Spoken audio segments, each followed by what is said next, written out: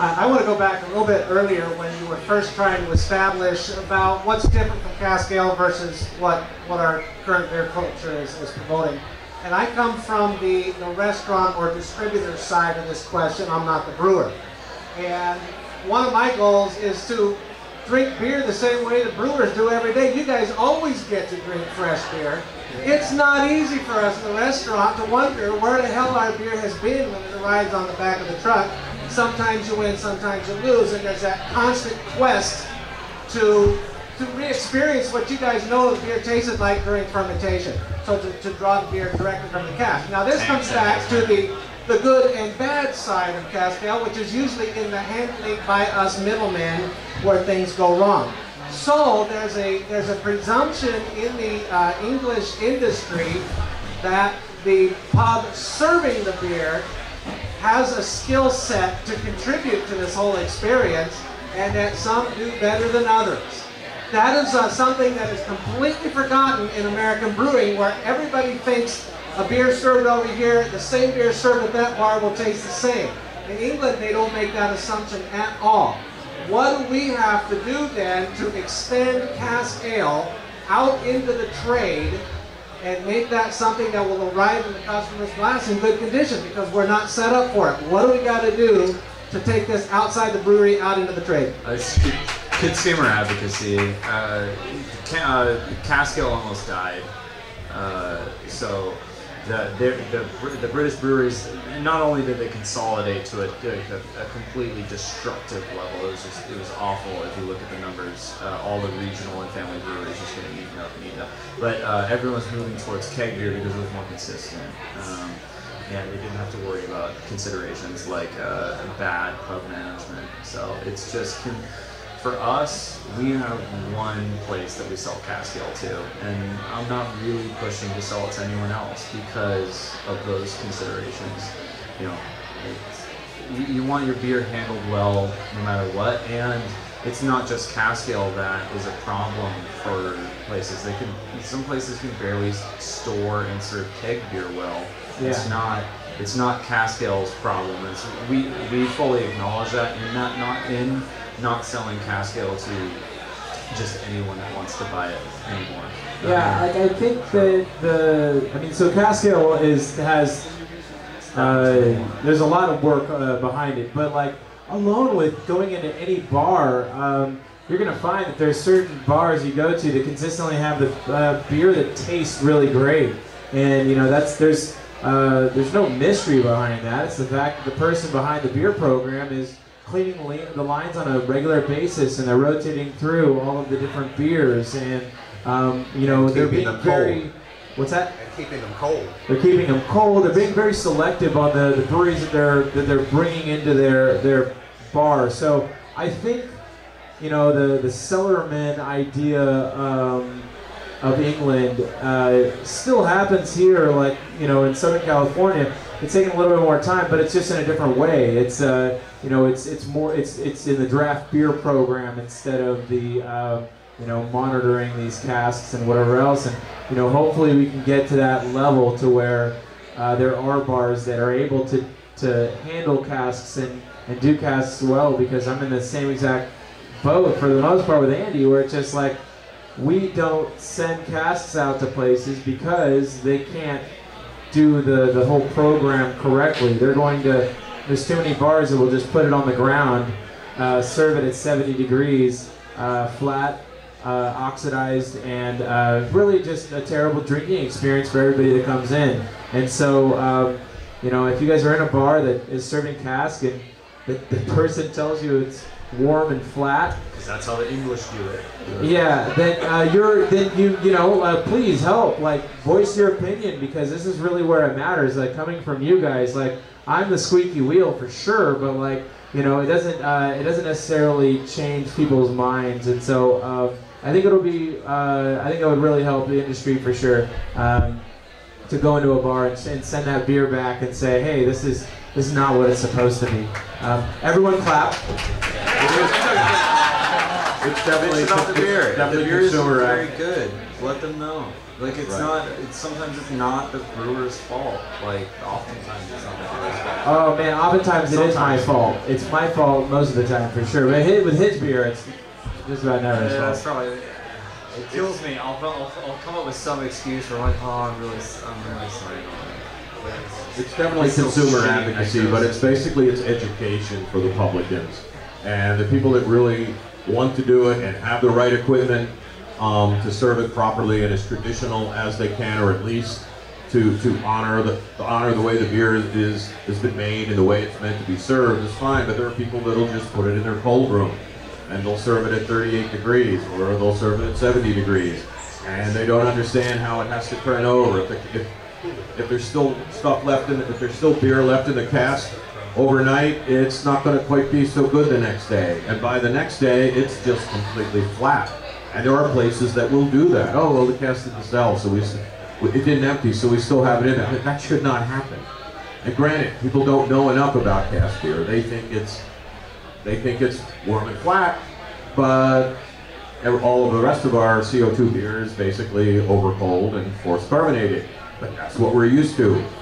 So, it'll just turn people off to cask beer. People, a publican might want to have it in because it's cool, but they don't know how to deal with it. And very few people are going to like it because it's not made well, and it goes bad real fast, and then it tastes like crap, and then everybody loses. Isn't that true of all beer, though? I mean, even our regular draft beer that we're sending out, if you go to a bar and you see a line of kegs by the bathroom sitting out warm, that's not going to taste the way that the brewer intended it. So you should tell the bar, one, the Cicerone program has been awesome because it's educating the bar managers and the owners in terms of how beer is supposed to be taken care of, including now, luckily, everybody's using the rinser for the glass washer.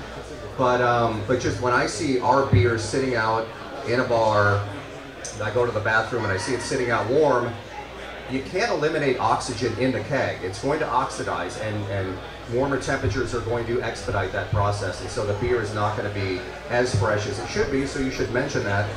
Obviously don't be a dick about it, but mention it to the bar, this probably isn't going to taste as fresh as the brewer wanted. When you've got 3 backups sitting out warm, they should order, they can order once or twice per week normally from the distributor to keep it fresh, so we're all drinking the beer the way the brewer intended. True. That is very true. Okay, and that's what I was going to say. You're right, it isn't just cask beer. It's just everything. But it's cask beer is what you really notice that first. Absolutely. That goes bad overnight. Anyway, we have, I think, at least time for one more question. Ben, you? Okay. A couple of brewing geek type questions. Oh no. I'll try not to go too deep. But I'm just curious. What's the deep? What's malt? I noticed you guys have a glycol in your fermenters. Is that just to hold it in the warm weather? If you don't have active cooling, you're not really a professional brewer, in my opinion. So, I've never seen them that went double jack. We don't have fully insulated tanks, so they're technically, we call it a single skin. So you're able to see the glycol jacketing on the tank, and so it causes that visible frost. Yeah, you'll see those types of tanks a lot of times in wineries. Yeah, there's a converted white wine fermenter, but it allows us to top crop our yeast. So they're useful and an absolute pain in the ass. But for all those 3 tanks, in terms of price, it equals 1 unitank fermenter, which we can't top crop from. So I'll take it. So do you guys have a house strain of yeast yet, or are you still kind of sticking to back over the pond? Yeah, I harvest from random people's beards. Ben most times he's here frequently. So we use the Wyeast West Yorkshire strain. It's widely available. It's supposedly from Timothy Taylor's. It works well. We've been using it too. We took his. That's why Noble's beer is so good lately. We started using the MacLeod yeast. I call it the MacLeod yeast, and it has increased improved our beers. Our English beers, because they were really turds before. definitely made the triple IPA. Does so it's getting out of the realm of my knowledge, but does the yeast kind of change over time, or you just dump it, start fresh, and pick another one? I'm not really interested in strain drift, which is a thing that happens. I'm not really interested in the mutations that it's going to do over time. It's curious, intellectually it's interesting, but in terms of me producing beer at a commercial level, it's not that interesting. I want it to do the same attenuation, I want it to do the same flavor profile every time. So there's no need to keep a mother on liquid nitrogen, or no, because a Y yeast, they're Y yeast, they have that strain in-house. So what we do is, because of top cropping, we can kind of technically harvest infinitely, but I order, well, the plan is anyway, unless there's issues, is to order a new pitch every quarter. So by top crop, do you mean you take the coison and pick off another one with it? It's a little bit more complicated than that, but effectively, yeah, we just scoop yeast off the top and put it into a bucket. Any more questions from you? Just talk to Andy afterwards for sure. I could go on for 2 hours. Oh man, this guy's a wealth of knowledge. When it comes to one thing, Wealth of crap ideas. beer. I just wanted to mention your recent bottling efforts and where you see that going in terms of advancing wider acceptance of Cask Ale. And I've used it to my advantage to introduce all of my coworkers I'm sure you to did, the Scott. potentials of Cask Ale. I bought 3 cases so far, so I try not to drink all of it myself, but it was a good go. Where do you see that heading, 3 years, 5 years from now? I think the biggest thing to talk about with bottles for us is bottle conditioning. A part of going and learning in the UK of brewing was to try to figure out why British beer that's sent over to America is so bad. It's the worst. They send terrible beer over here that, and a quality brewer would be like, wow, our beer arrives in that quality, like, why are we doing that? I mean, even wanted to in figure out what the England, deal though, was. like getting a bottle of English beer in England, it's still a turd. I mean, like the cask beer in England is beautiful, and you're just like, you put so much effort into this cask, and it's delicious. But then your bottled beer, you put it in clear glass, and it's sterile filter and pasteurized. They do, yeah. So anyway, they pass you over a turd, and it sucks. Yeah. So bottle conditioning is, it's kind of part of how our system is set up anyway, but it also provides for a certain type of shelf life and protection from dissolved oxygen pickup, which is obviously a huge consideration for packaging breweries. So that is huge for our beer, and obviously something we'll continue because we have the existing setup, but it actually serves English beer really, really well because of the protections that it provides, and it's a certain kind of expectation of artisanal products is the bottle conditioning. How many ales do you have on bottle? Or 10? All of them, or? I think max will probably hit 6. 2 once-a-year releases, and 4 year-rounds. I'm in love with these bottles. Yeah. Ben sees a few cases already. Yeah. We're just so small. We're only, compared to you guys, like our bottling, our packaging day is 120 cases at maximum. Our maximum is 420 cases. Victor, what's your maximum? We do 160 bottles a minute. Sorry, cans. We're doing cans. I'm now in the can business. Yeah. Now in the can business. But we own our packaging line. Is there a difference between cans and bottles? There is. They're made out of metal. In terms of the flavor and how it ages? Cans basically are generally thought to be better because you're not going to get light strut and you're going to get less oxygen ingress. Even with a crown on the bottle, you can still get oxygen ingress into that crown. I love bottles, I grew up on bottles, but cans in terms of especially preserving IPAs and the hop character, if you can keep your DO levels in the 25 to 50 ppb range, it's going to be preserved better than a bottle. But again, They're both great. I mean, Sierra Nevada does cans, Firestone does cans now, but they also do bottles as well. But in general, cans are better. Yeah, I think more importantly too, when you're done drinking it, you can crush it on your head, on your forehead, if you have the right type of forehead. I've never been able to personally do it. It always just hurts a lot. But I've seen certain jockey friends of mine that are able to do that. It's pretty impressive. You had a question? Yeah, I have a question related to how the bars are delivering pouring casks. So we, I live in Ventura, and the Barrels 101 there puts a bed of CO2 over the top of the cask. So is that, would you normally recommend that in order to make the cask last longer in the bar? Yeah, I think that's what they say they do it. Right? Yeah, absolutely. But that cask also needs to be kept at a certain temperature as well.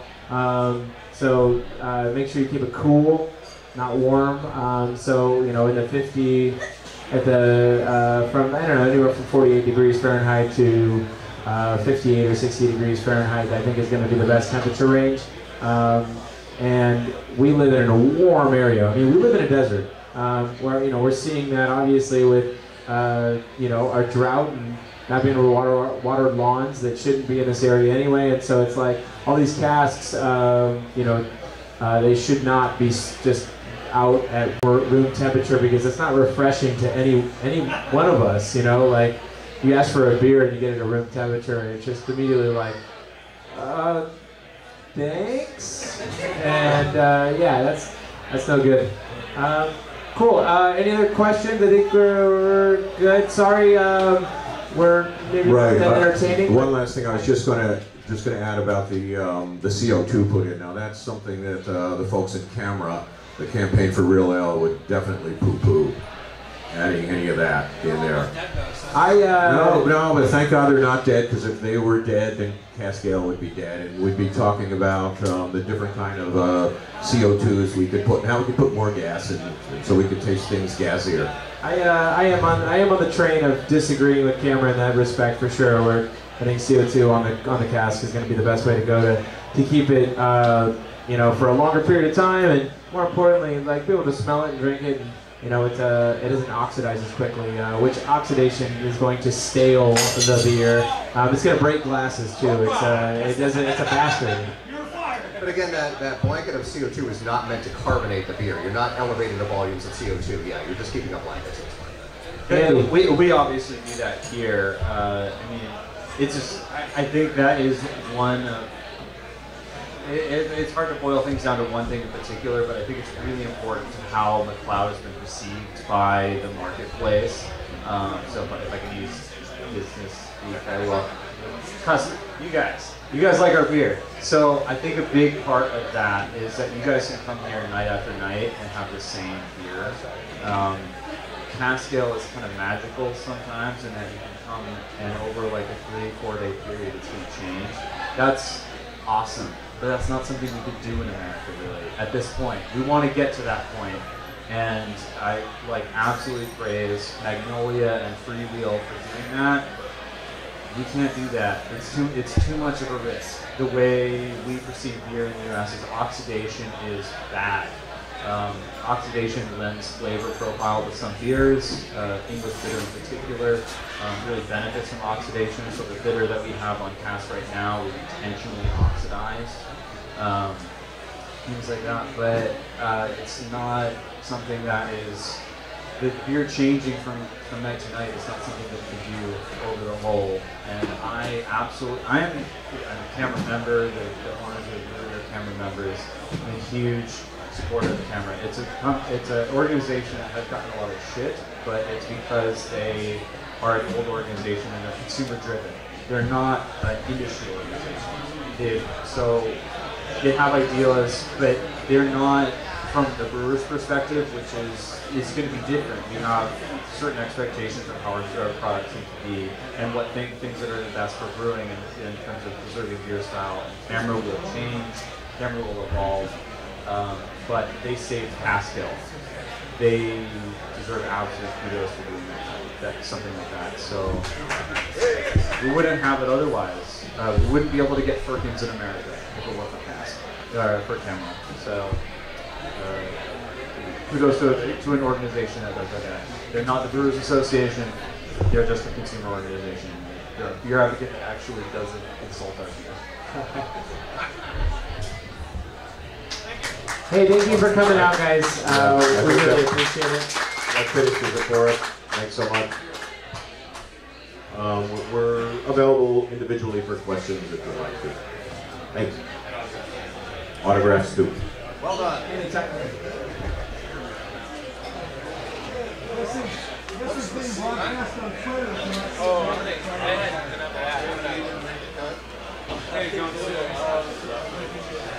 I promise I'll have a short day.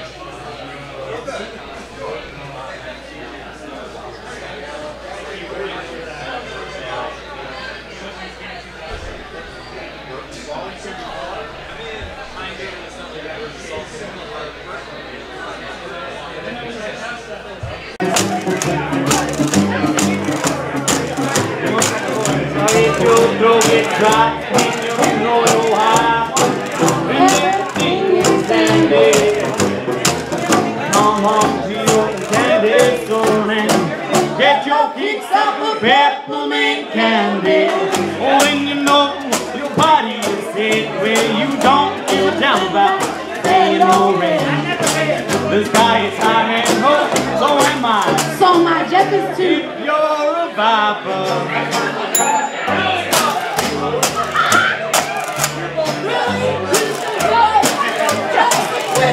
Jeff's not a quitter. I've seen him smoke a reefer. I've seen him smoke a reefer. He never quit in his house. All right. Ain't nobody quitting over here. Too early to quit now. I'm in too deep. I invested in it.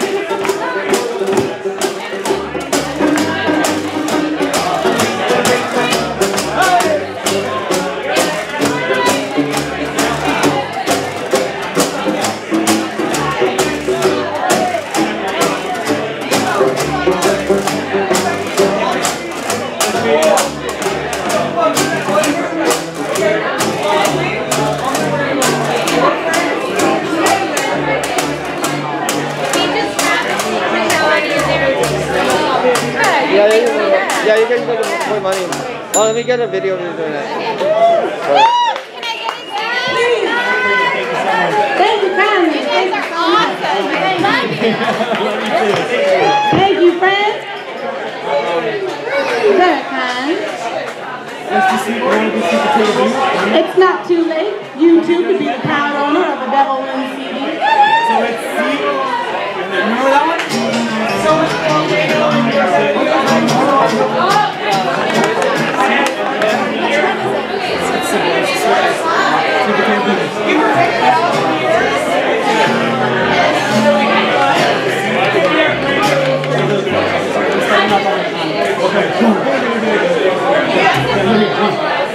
Sweet potato blues. 1, 2, 3, 4.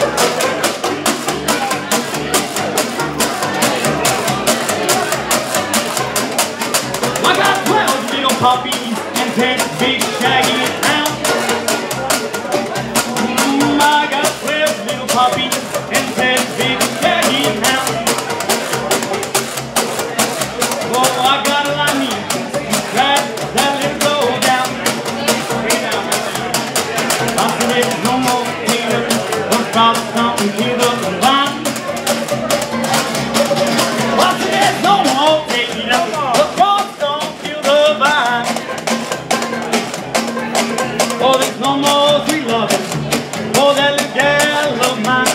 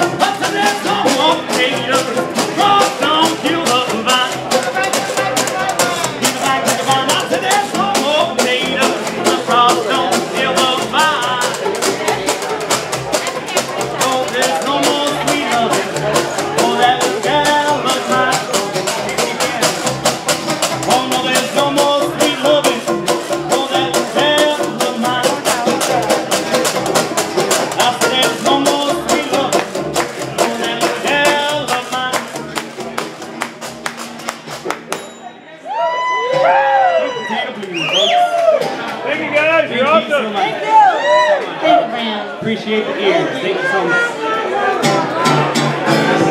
Thank you for hanging and dancing and drinking and smiling and being the all-around general beautiful people that we know you are. Cheers to MacLeod and all the other brewers who are hanging out with MacLeod today. Cheers, friends. Cheers indeed. Take a swig with us. This is my 4th time here this week. It's really like 20th time this week. She's almost gonna move in here. I'm trying. But I won't let her go. Yeah, he won't come by. I don't need you if I have beer downstairs. Well, where she goes, bud. Sorry.